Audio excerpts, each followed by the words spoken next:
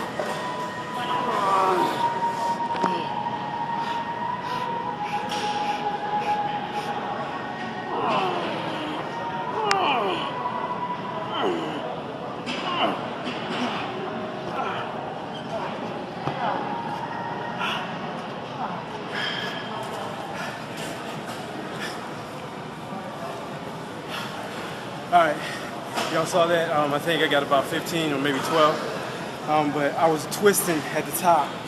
When you twist, it causes the chest to contract. So you're getting that isometric flexion as well as just the regular contraction of the muscle, which it stresses the muscle double than just a regular motion. Okay, so we want to work it as much as possible, especially when we're going with less weight, to get the full range of motion in there. And so, I mean, that was a super workout. So you guys continue to get some. The chest makes the rest of the body look real good, and to get that definition with less weight. So hey, it's Ezra here, helping you overstand fitness. Get some. What up, y'all? We are getting into our chest, and this was one heck of a chest workout. Came off a 2 days rest, was feeling really good. I finally got rid of all that grogginess that I was feeling coming into my workouts. When I get off my rest, my first 2 workouts are in the afternoon. So I have food in my system versus my morning workouts where I don't have an empty stomach. So it's completely a body shock.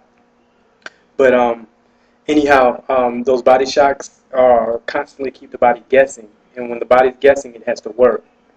If it already knows what you're going to do, it prepares itself and finds an efficient way to do it, and therefore you're not growing. But when you shock your body and it has to work, it has to think, therefore it causes it to grow.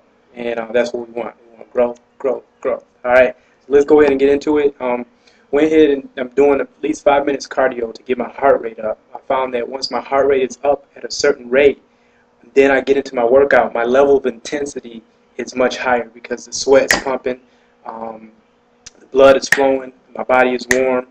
And it's just a brand new level of intensity with your heart rate up. And when you have your heart rate at a certain level, it causes you to burn that body fat during the workout.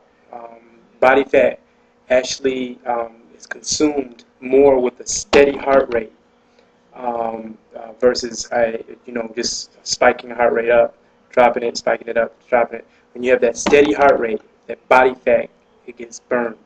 So let's go ahead and get into it. I went ahead and did my cardio, 5 minutes on the treadmill, jumped right into cable crossovers, did 50 pounds just as a warm-up, dynamic stretching, and then I started my set with 60 pounds. Did 20, okay? And then the second set did 70 with 20 reps, 80 with 20 reps, 90 with 20 reps. Went straight from there to the flat bench press. Started off with 135 pounds and did 3/4 lifts. 3/4 lifts is where you're not lifting all the way up, where you're not locking your elbows, and you're not coming all the way down. So it's just right in that little happy medium where the contraction of the chest are there, so you're not getting any rest or any type of bounce or reflex. So it's just right there, and that's really good for people who have long limbs. You find if you have longer limbs, when you contract all the way up, or you flex all the way up and then you contract all the way down, there's the point within that range of motion where you're not even using your muscle. So keep it right in that 3/4 zone, and that will stress the muscle more. So did the bench press, 135 did 20, 145 did 20, 155 did 20, and then 165 did 20. And I'm really moving from set to set, and I lessened the time that is in between my rest. So the intensity of my workout is increased, and which is causing the pump. And a lot of the ATP, the ATP is the system that takes the glycogen or the sugar or the energy to your body that causes you to be able to lift more. Well, when you rest, you allow the ATP to build back up so that you can have enough energy to do it again. But if you don't allow that much rest, the ATP doesn't have that much time, so you constantly have that blood flow still in there as a really nice pump. And so now I went straight from there to the dumbbell decline press, and only used 60-pound dumbbells, and that was the demonstration that you guys saw me do. So did 12 and for 4 times with 60-pound dumbbells. Went straight from there and did a pec deck chest press superset, where I'm doing 20 chest presses and then 20 pec decks. Okay, so with my chest press, I started off at 60 pounds, did 20, and went straight to my pec deck, 60 pounds, did 20. Then the second set, I did 75 pounds, 20 for each. Okay. Then my third set, I did 90 pounds, 20 for each. Then 105 pounds, 20 for each. So it's a pec deck chest press machine superset. Okay. So that'll have that's getting that stretch with the pec deck, and then that press where you get that mass. So you're building it up and then you're stretching it out, and gets that chest feeling really good. Man, I was getting a real nice pump, because I'm going from one exercise to the next exercise to the next exercise, not allowing the blood flow and the pump to be released, keeping that pump going, keeping it going. And then went straight from there and did push-ups. Went to the incline push-ups on a bar, and did reverse 20 push-ups, and then overhand push-ups, wide arm, on an incline. So the bar is up here, and I'm just leaned it up against it and pushing up, okay? Then reverse like that. So I did 20 reverse, then 20 overhand.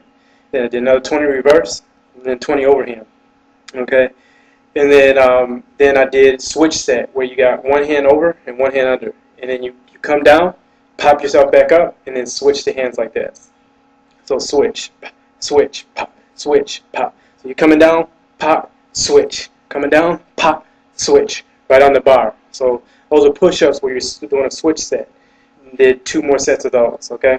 So that went straight from there and went to my pullover fly superset, where I'm doing the pullovers with the dumbbell, where you're leaning against the bench and you're pulling over to get that stretch in the rib cage here. And that rib cage stretch that you have right there allows the chest to have a bigger platform so that they can grow. All right, so you stretch the chest out, get all that blood flow, get the fascia and the muscles really nice, and the fibers really allowing the blood to come in within those fibers. And Then you're doing the flies, the dumbbell flies with 30 pounds. So 20 of these flies, switch hammer, then from side like this, okay, on a flat bench.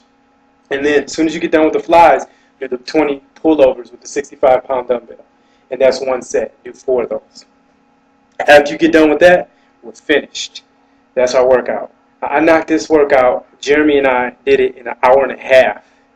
Our workouts usually last for 2 hours. So you can imagine the rest time was cut substantially with this. The intensity was raised to a new level. So our chests were really pumped. And I mean, we had a really good workout. So listen, I hope you guys enjoyed this. And this is our chest. And I'm starting to see some serious results. I'm starting to hit a new plateau with the growth in the body. And it's getting exciting. So hey, listen, keep it up. And I appreciate you guys watching. Thanks. Y'all take care.